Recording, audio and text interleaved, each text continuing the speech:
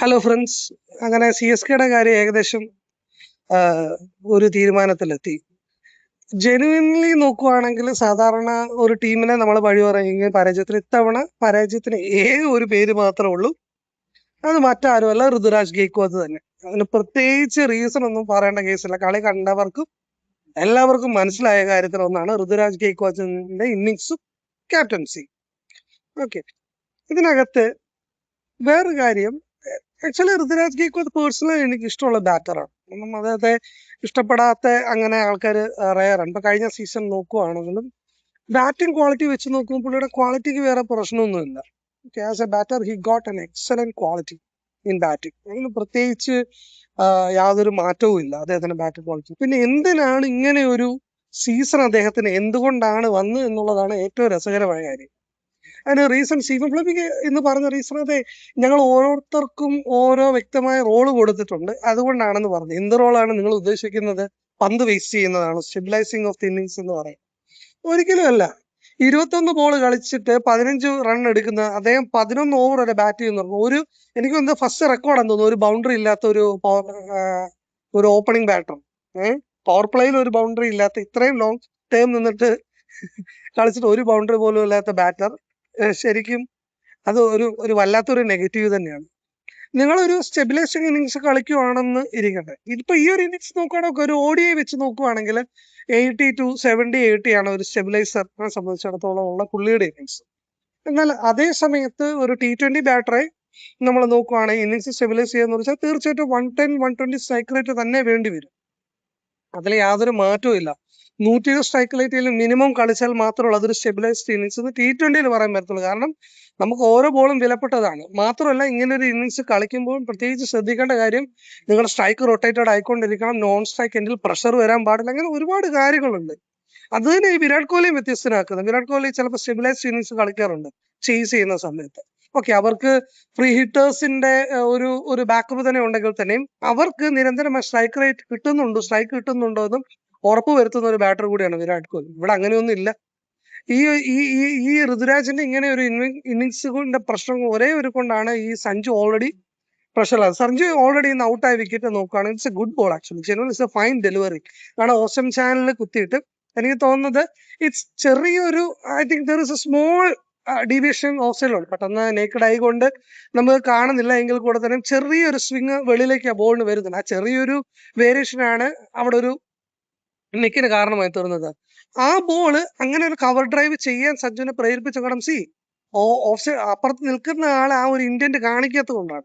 നിങ്ങളൊരു നിർണായകമായ മാച്ചർ കളിക്കുന്നു, അങ്ങനെ നിർണായകമായ വളരെ ഇമ്പോർട്ടന്റ് ആയ ഒരു മാച്ചർ കളിക്കുമ്പോൾ തീർച്ചയായിട്ടും പുള്ളിക്കാരൻ അത് ആ ഒരു മൈൻഡ് സെറ്റ് ഉണ്ടായിരിക്കണം ആസ് എ ക്യാപ്റ്റൻ. ഇതെന്തോന്ന് ചിരിച്ചോണ്ട് അവിടെ എന്തുവാ കാണിക്കുന്നത്, എന്താണ് ചെയ്യുന്നതെന്ന് പുള്ളിക്കും അറിയത്തില്ല, മാനേജ്മെന്റിനും അറിയത്തില്ല. ഇത് വളരെ കുറച്ചധികം ദിവസമായി നമ്മൾ കണ്ടുകൊണ്ടിരിക്കുന്ന ഒരു കാര്യമാണ്.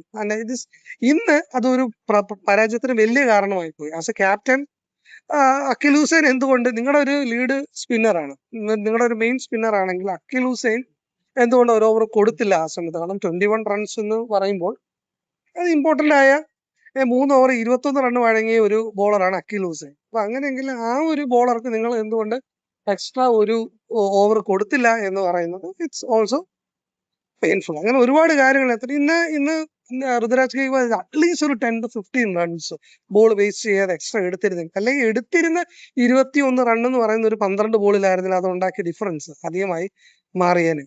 ശിവം ദുബെ ഒട്ടും മോശമല്ല. ഓക്കെ, അത് കുറിച്ച് കൂടുതൽ കാര്യങ്ങളൊന്നും എക്സ്പ്ലെയിൻ ചെയ്യാൻ ആഗ്രഹിക്കുകയാണ്. കാരണം എന്താണെന്ന് ചോദിച്ചാൽ മെയിൻ റീസൺ ഇവിടെ ഋതുരാജിന്റെ ഫോൾട്ട് തന്നെയാണ് എന്ന് പറയുന്നത്. ഇന്നത്തെ മാച്ച് നോക്കുമ്പോൾ സഞ്ജു സാംസൺ ഒരു അടിപൊളി സ്റ്റംപിംഗ് ഉണ്ടായിരുന്നു. എടുത്തു പറയുന്നത് ഇന്നത്തെ മത്സരത്തിൽ അദ്ദേഹം ടെൻഷനിലായിരുന്നു തോന്നുന്നു. ആദ്യമായിട്ട് ഞാൻ അങ്ങനെ ഒരു എന്റെ ക്ലാസ്സിന് എന്തെങ്കിലും പറഞ്ഞു കാണണം, അതുകൊണ്ടാണ് ജസ്റ്റ് അഗ്രസീവ് ആകുന്ന നമ്മൾ കണ്ടു. ഇനി പോയിന്റ് ടേബിൾ വെച്ച് നോക്കുകയാണെങ്കിൽ പോസിബിലിറ്റി ഒരു 2 to 3% CSK ഉള്ളൂ. കാര്യം അത് റെയർ പോസിബിലിറ്റി മാത്രമാണ്. കാരണം ഇനി രാജസ്ഥാൻ വരുന്ന 2 മാച്ച് പരാജയപ്പെടുന്നത്. കാരണം അവർക്ക് മുംബൈയും LSU ആയിട്ട് കളി, രണ്ടുപേരും പുറത്തായ ടീമാണ്. സോ അവിടെ ഓപ്പോസിറ്റ് ടീമിന് ഓപ്പോസിറ്റ് ടീമിന്റെ വിജയം ഇവിടെ പ്ലാനിൽ വരുന്നില്ല. പിന്നെ വരുന്നത് ഡൽഹിയുടെ കളിയാണ്, ഡൽഹി KKR. അതൊരു ഇമ്പോർട്ടന്റ് മാച്ചാണ്. ഡൽഹി ആകെയുള്ള ഒരു കളി KKR ആയിട്ട് അവർക്ക് ഒരു കളിയുണ്ട്. ആ കളി ഡൽഹി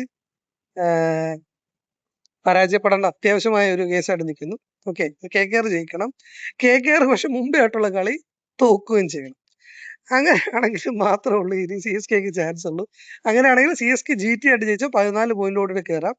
പഞ്ചാബ് 13 പോയിന്റ് നിൽക്കുകയും KKR 12 പോയിന്റിൽ നിൽക്കുകയും ഡൽഹിക്ക് KKR 13 പോയിന്റ് നിൽക്കുകയും ഡൽഹിക്ക് കയറാൻ പറ്റാത്ത അവസ്ഥയായി മാറും. 12 പോയിന്റ് തന്നെ അവരുടെ ഗെയിം ഫിനിഷ് ആവുകയും ചെയ്യും. അപ്പോൾ ആ ഒരു പോസിബിലിറ്റി മാത്രമേ ഉള്ളൂ CSKക്ക് ഉള്ളൂ. അത് ഇറ്റ് ക്യാൻ ഹാപ്പൻ, ഒന്നും പറയാൻ പറ്റില്ല. പക്ഷെ CSK ഡിസർവ് ചെയ്യുന്നില്ല എന്നില്ല ചില സമയത്ത് എനിക്ക് തോന്നുന്നു. നമ്മുടെ സഞ്ജുവിനെ ഓർക്കുമ്പോൾ എനിക്ക് ചിലപ്പോൾ സങ്കടം. Okay, he is playing well. കാരണം 470 ഒരു സീസൺ ആവശ്യത്തിന് ഉള്ള എഫേർട്ട് ഇടുന്നുണ്ട്. ഒരു ഒരു ഒരു ടീമിനെ മൊത്തത്തിൽ പുള്ളി ഹോൾഡ് ചെയ്യാൻ ശ്രമിക്കുന്നുണ്ട്. വാട്ട് എവർ ഇറ്റ് ഈസ് ശ്രമിക്കുന്നുണ്ട്. KKR ആണ് ഇപ്പോൾ നിലവിൽ ബാക്കിൽ നിന്ന് അവർ വളരെ എഫേർട്ട് എടുത്ത് വന്ന ടീം. ഇഫ് അവർക്ക് 15 പോയിന്റോട്ട് അകത്തോട്ട് പോകാൻ കഴിയുമെങ്കിൽ അത് വളരെ നന്നായിരിക്കും. പക്ഷെ at current situation, current scenario വെച്ച് നോക്കുമ്പോൾ എനിക്ക് തോന്നുന്നത് പഞ്ചാബിന് തന്നെയാണ് ചാൻസ് എന്നാണ്. നമുക്ക് നോക്കാം എങ്ങനെയായിരിക്കും എന്ന് മുമ്പോട്ടുള്ള കളികൾ. അപ്പോൾ വീണ്ടും കാണാം. CSK ഫാൻസിന്റെ അവസ്ഥ പരിതാപകരമായി മാറിയിരിക്കുന്നു. As an RCB fan I M so happy. ഞങ്ങൾ ക്വാളിഫയറിൽ തന്നെ നിൽക്കട്ടെ എന്ന്, ക്വാളിഫയർ തന്നെ കളിക്കട്ടെ, ക്വാളിഫയർ ഡിസർവ് ചെയ്യുന്ന ടീം എന്ന നിലയിൽ. അപ്പോൾ വീണ്ടും കാണാം. Until then bye bye from Jason.